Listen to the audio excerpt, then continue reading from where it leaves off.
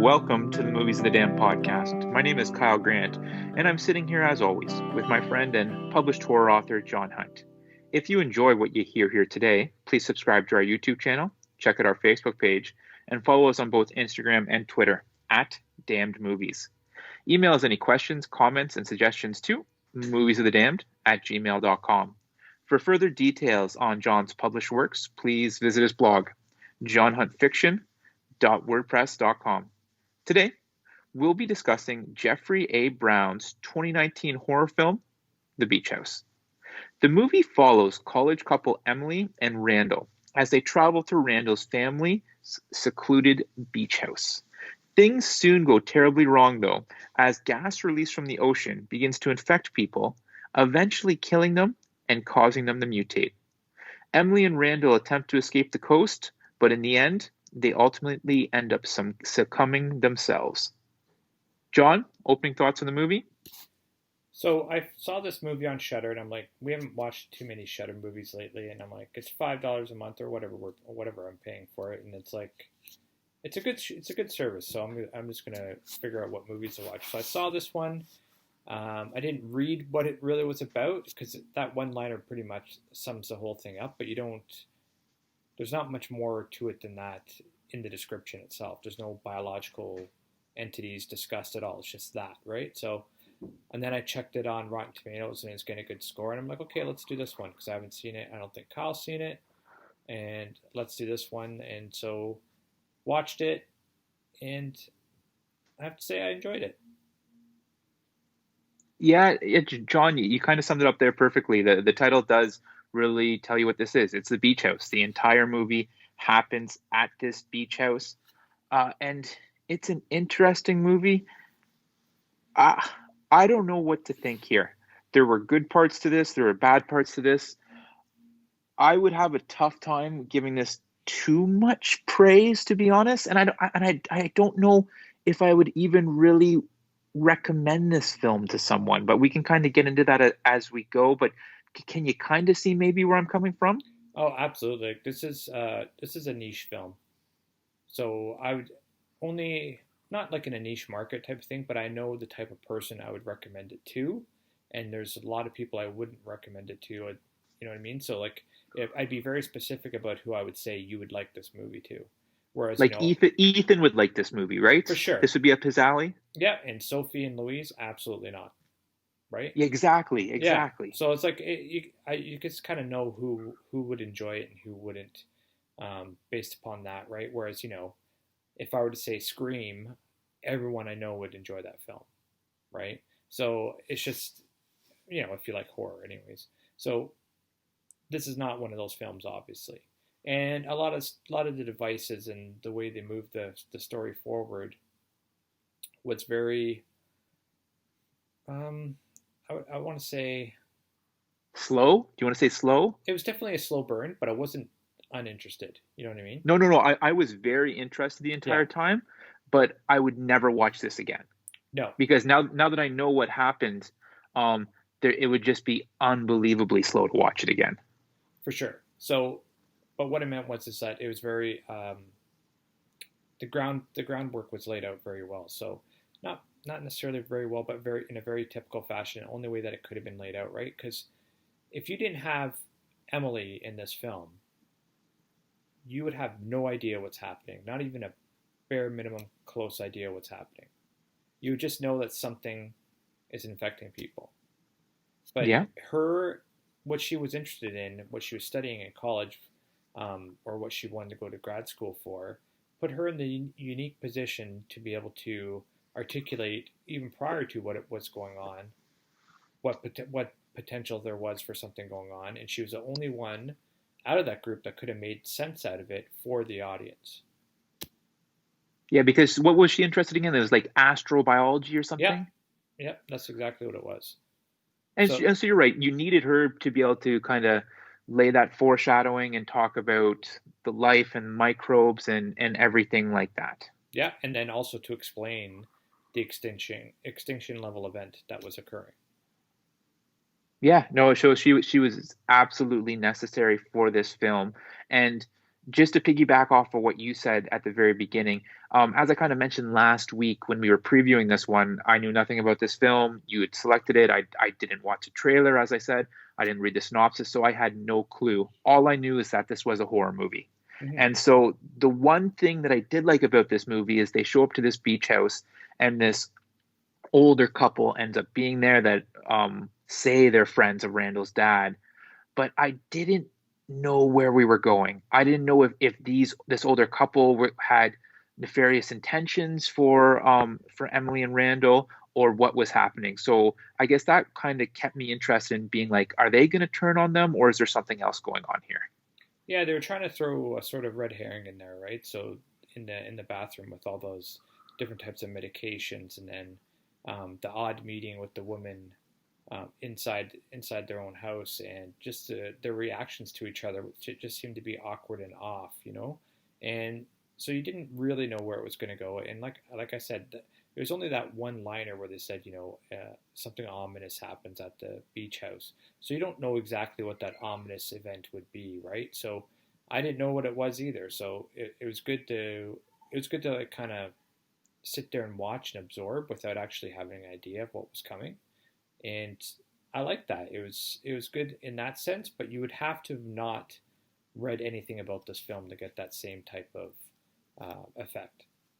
And I think that that's important that you said that because again, and I've brought it up multiple times in the past. Sometimes I ruin movies for myself by watching the trailer too many times and by looking into it and reading about it too much. Where it was kind of a refreshing, I guess, view just to kind of just go into it knowing nothing and just to enjoy that film. But you're right. If you did go into this blind like we did, it was very well hidden, very well disguised what the big, I guess, problem was going to be in this movie. Sure, and it was an interesting area that they were in, right? Like you didn't know what you were going to get at the very beginning because they made a point of showing how extremely isolated they were, right? Like Emily looked out over where all the other houses were, and she was like, it's like we're the only ones here type thing. Like that's it's not exactly what she said, but she gave that impression with the words that she used, that they were almost all alone in this entire whole area. So there could have been a lot of scenarios that played out, right? You could have had like a stranger scenario play out. You could have had the strange couple not being who they say they are.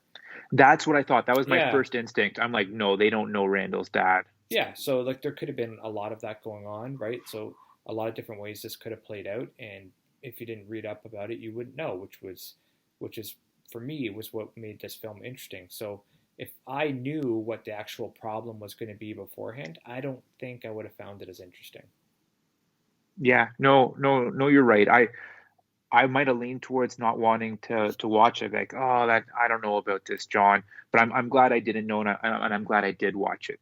But now we got to come to one issue I had with the movie, and I guess I had a couple small ones, but one kind of happened right off the bat. So I didn't have an issue with Randall and sorry, what was her name again? Emily Emily, yeah. going to this beach house. I get it. They're a college couple, and you find out later their relationship's rocky, so they want to have this getaway weekend together, and so they go to this beach house.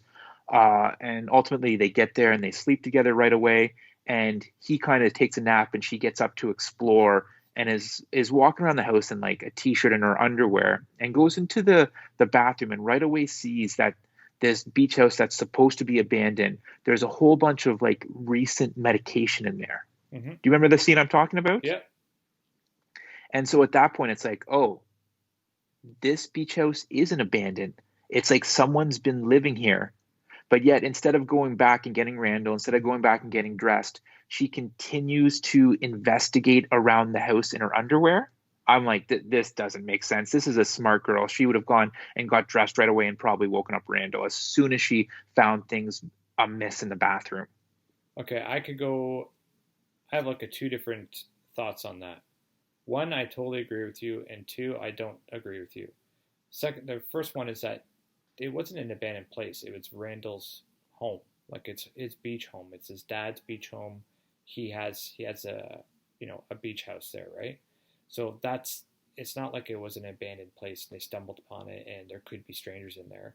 As far as she knew, it should have been just Randall or Randall's family that had stuff in there, right?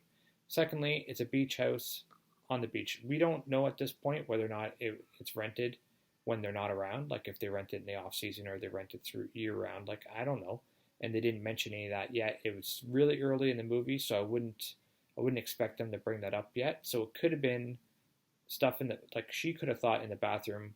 Okay, well, people that rented this stuff left their medications or whatever the case may be, right? And then she starts walking around more. Now, when she did go downstairs and find food and stuff in the sink and on the counter and stuff like that, and she did go upstairs to wake up Randall, but once she figured out the lady was coming in, right? So I don't have too much of an issue. I think that's um, at that point still very early on in the movie where you could get away with not explaining a lot of things. And I can't argue with you, and perhaps I am being overly critical there, and maybe I'm just putting myself in front of the, and I tend to do that throughout films, as in what would I do?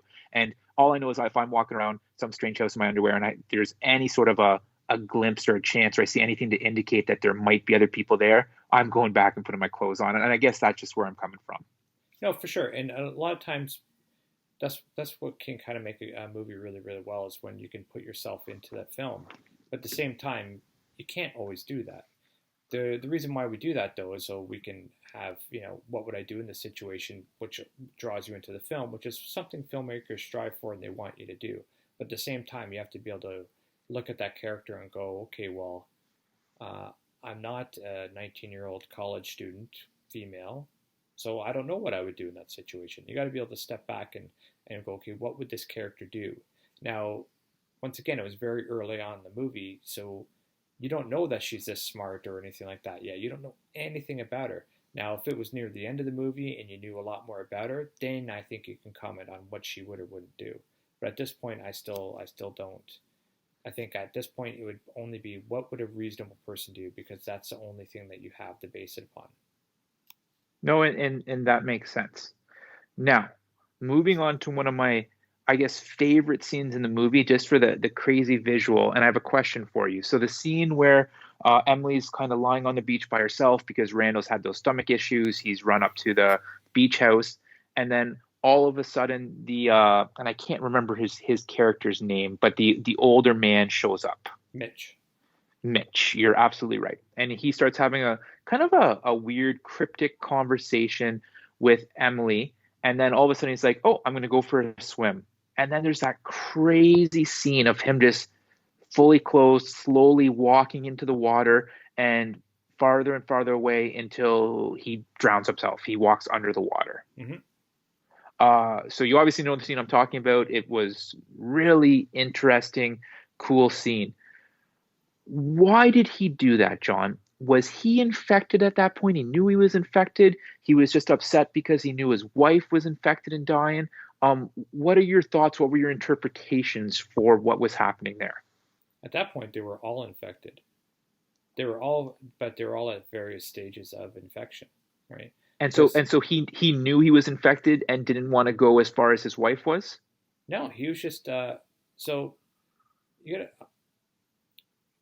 It's one of those things where you don't know how this infection actually affects every person, right? So it's because once again, it was still early on in the movie, but so um, he still almost had that vibe where he was still high from the night before, but he wasn't quite high because he was being more irrational, right? So, and if you remember, the infection, everything started, it came out of the water and was released into the air.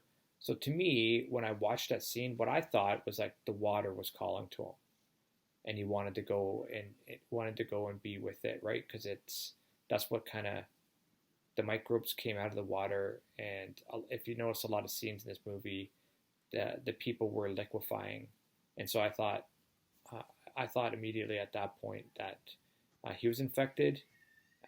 He wasn't thinking straight, and at that point, the water was alluring to him.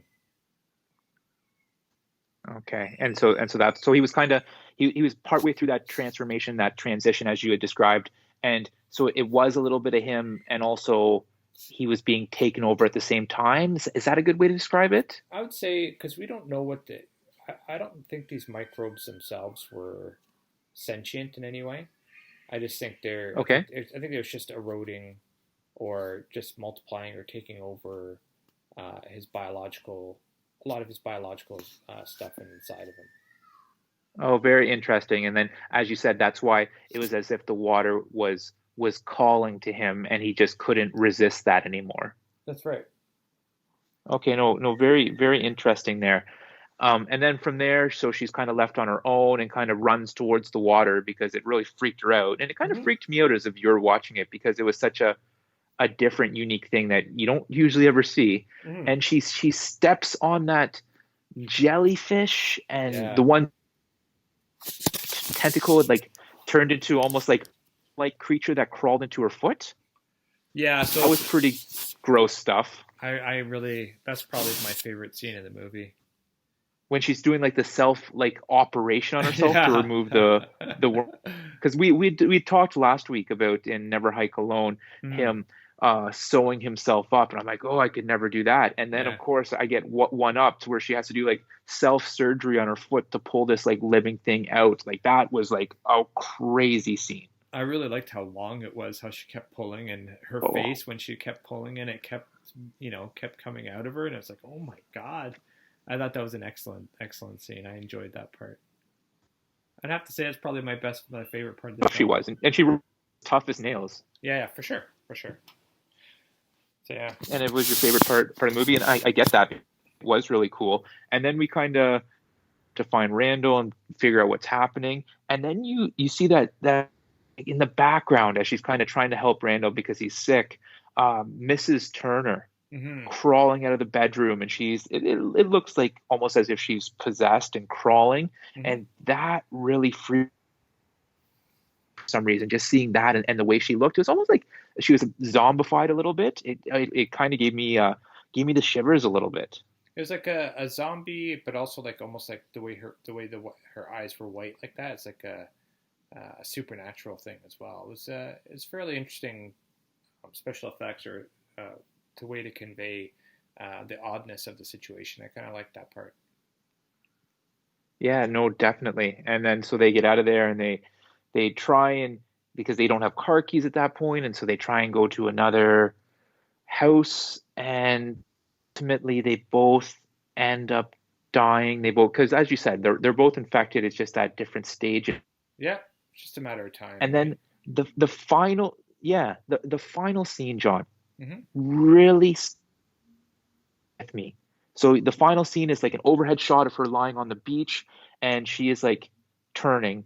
She's like just on the cusp of dying or completely turning, or however you interpret it. And she just keeps repeating to herself, "Don't be scared. Don't be scared. Don't Mm-hmm. be scared." Mm-hmm. Uh, that has stuck with me for some reason, and I don't know why. The only thing I can convey is that I feel like that is completely realistic of how some people have unfortunately perished in this world, where they know they have life ending injuries that are so severe, and they know they just have a few seconds left or a couple minutes left. And it really stuck with me. I don't know if I'm explaining that well. No, you are, and I think I actually explained that very well. So she knew she was dying. She knew it was her dying moments, and she knew there's nothing that she could do to alter that. So Yes. she was searching for a calm. She was searching for an acceptance of her fate, And it and felt so real. It felt yeah, so real. she did a good job. And I thought, and once again, I think that is what some people try to do. I think all people try to do if they were in that situation. Just some are more successful at it than others, right? And to not be afraid and to be calm and to accept and to something to the inevitability of what's occurring. So uh, I thought that was a really good scene as well. I don't know if I was like too keen on her just uh, did the waves pull her back in or did she just dissolve in the water? Like I don't know what occurred there, and if it was a complete dissolution, then um, I don't know if that's realistic, or because the rest of the film, although obviously it's not realistic, but at the same time, they try to suspend your disbelief with some sort of realism. And I don't know if that last scene, um, with her just disappearing, uh, accomplished that. Yeah, there was no need to have those last few frames of the empty beach where she was lying. The Yeah. movie could have just ended with her kind of, as I said, lying there, continually repeating to herself, "Don't be scared, don't be scared." You see that her eyes have gone, and Hmm. then it just cuts to black. Yeah. I completely agree with you that there was no need for her for us to have to interpret. Did she dissolve? Was she washed away? There was no need for that. Yeah. That's really my only concern with this film. But I would also say, I think we already touched on this. So like, the only thing that made this film um, very interesting throughout, for me, anyways, was not knowing what the what the problem was going to be, not knowing what's going to be the driving force behind this film, or the thing that they have to overcome or try to beat. And but I do like how you couldn't beat this. I do like sometimes when the ending is just dark, because sometimes that's more realistic, you know? I 100% know what you mean, and you couldn't beat it. And with that, I didn't think there was a dumb decision in that regard. I understand why they went to the beach house. Mm-hmm. Once they got there, and there was kind of the awkwardness with that other couple being there, it was written so well that I understand why they stayed Mm-hmm. because they kind of made those connections. Oh, Randall, we haven't seen you since you were so little, and they seemed welcoming. And it's like, okay, well, let's stick around for a night. And then as soon as things start to go bad, they try to get out of there and they can't. Yeah. Like it even shows her in the car that she's trying to drive, but the fog is so thick that it's like it's impossible. Yeah, for sure. I know. And so all that made sense. So I didn't think there was that stupid decision anywhere. No, is it them trying to outrun something they couldn't outrun, which any animal that wants to live would do. So Yeah, it was good. It was interesting that way. no, no, very interesting. And I guess I've had a ton of good things to say about this movie, Hmm. and that might not necessarily match up with my opening thoughts about how I'm kind of torn. Is this a good movie? Is this a bad movie? Would I recommend it? Would I not? I guess it's one of those to any of our listeners who haven't seen it. You have to maybe watch it yourself, and then you might kind of understand more of where I'm coming from. It's definitely a slow burn, though. Be prepared for a Yeah. slow burn. Really slow burn. But again, if you don't know about this movie, it is interesting. But then you're like, oh, I would never watch this again. And was the payoff at the end really worth how slow of a burn this was? And I guess I was just left conflicted, and I still am a little bit conflicted. Well, it's like one of those films. Like I think you're saying it exactly right. It's just it rides the rails of mediocrity through the whole thing. Like it's not great, it's not bad. Yes. There's some points that are interesting, and there's some points that are blah, right? So it really does uh, hit the middle of the road for everything that you think in a film, right? So um, I wouldn't watch this again either. There's no way I'd watch this again. It was interesting the first time. Some parts were some of the theories behind it, like the reason for the extinction level events, and how we're a unique life form, and how we formed and all that type of stuff. Absolutely, but I already knew all that. But it was interesting to see it. Interesting to see them have a discussion on it, and I enjoy those types of discussions myself. So like I was interested that way, but there's nothing truly enlightening. There's nothing truly um, when I watched this where I was like scared or in awe, or you know it just really was the middle of the road. Yeah. No, no, absolutely. So now moving into Rotten Tomatoes. And I mentioned conflicted before. Hmm. That'd be a great way to describe the reviews on Rotten Tomatoes. So the critic score on Rotten Tomatoes, 81, Hmm. overwhelmingly positive. Audience score, 30. Huge contrast, and it's not unheard of. There are tons of other movies out there where you see big differences like this. Now, I wouldn't say it's the norm by any means, Yeah. but it has been done before. Uh, I don't know where I stand, John. I still don't know where I stand. Uh, I guess if I'm put on the spot and you say, Kyle, you must give a score, high 50s. Hmm. So it's still like it's not certified fresh because you got to hit that 60 for the thumbs up, but it's not an overwhelming thumbs down either. What about you? Where are you at with this movie? I'm a 61, 62. Okay, so we're right around the same mark then. Yeah, yeah. Like I said, like it's not a bad movie. So it's and it's certain elements of it have been done before, but not.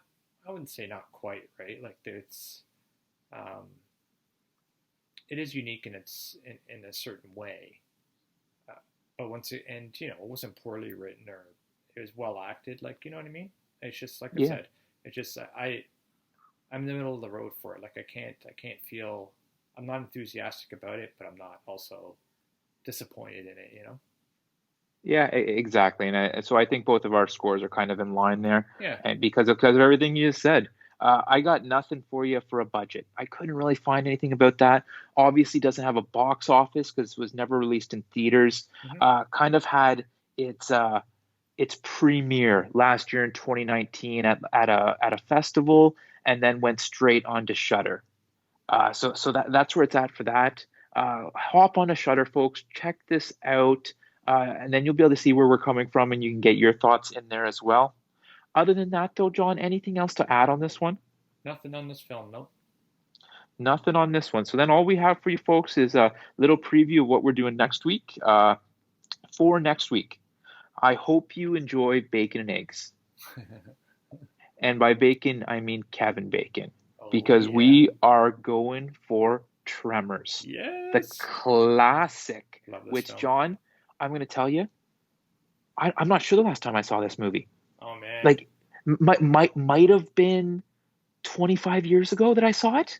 Really? I've probably Like, seen it within the last decade for sure. I've seen it within the last decade.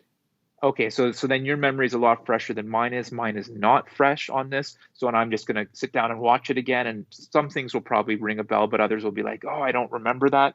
I've But if you haven't seen it, folks, or if you haven't seen it in 25 years like me, hop onto Netflix and watch it before next Sunday so that you can listen to what we think of it. for sure, and I've probably seen it roughly ten times. Like I've watched this film a lot. I enjoy this film. Well, there you go. So it won't be as shocking to watch it an 11th time as it will be for me to watch it a second time. Yeah, yeah. And you might be in that. Oh, this is so dated thing. We'll see. We'll see. Well, you know what? Our listeners are going to have to tune in next week to see what John and I say about this. And again, join the conversation online, Twitter, Instagram, send us emails. We want to hear from you folks. Other than that, please subscribe to our YouTube channel, check out our Facebook page, and follow us on both Twitter and Instagram at Dan Movies. We want to hear what you thought of today's podcast and any suggestions you have, especially in terms of what movies you would like us to discuss next. Send us an email to moviesofthedamned@gmail.com. Please also check out John's full-length novels. His first two novels, Dollhouse and The Tracker, are Amazon bestsellers. You can also order his novella Balance, his book of short stories, Four Shots of Horror, and his newest novel, Off the Grid, all available right now on Amazon. For further details on John's other published works, please visit his blog, johnhuntfiction.ca. Thanks for listening, and we'll see you next time. That's right, everyone. I do have a bit of an announcement to make. So I'm launching my fourth full-length novel. I'm doing it myself this time. Nothing to do. I'm going to be. What I'm really doing is like watched YouTube, and you know they do a lot of how-tos on self-publishing, and I'm not doing that though. I'm doing kind of follow me along as I self-publish. So I'm going to take you guys step by step with launching, designing the cover of the book, and yeah, sort of setting up my social media on my my blog site, and you know getting all that stuff going right, and the ads that I use and what I use to promote and the reviews and all that stuff, how I try to get reviews and everything like that. It's going to be a follow along, not a how to. So you're going to see me succeed. You're going to see me maybe not do so well on certain ads and stuff like that, or maybe get a, you know, a poor review. I don't think I will, but you know, it could happen. And I hope to see you guys. So I'm going to be launching the first video this coming Wednesday. So I hopefully you guys check it out, like, subscribe, and all that stuff. And I'll be also promoting it through my social media stuff up until then and after that. So I hope to see you guys and hope to hear you guys' comments on what I'm doing. And other than that, have a great week. Be safe, be kind,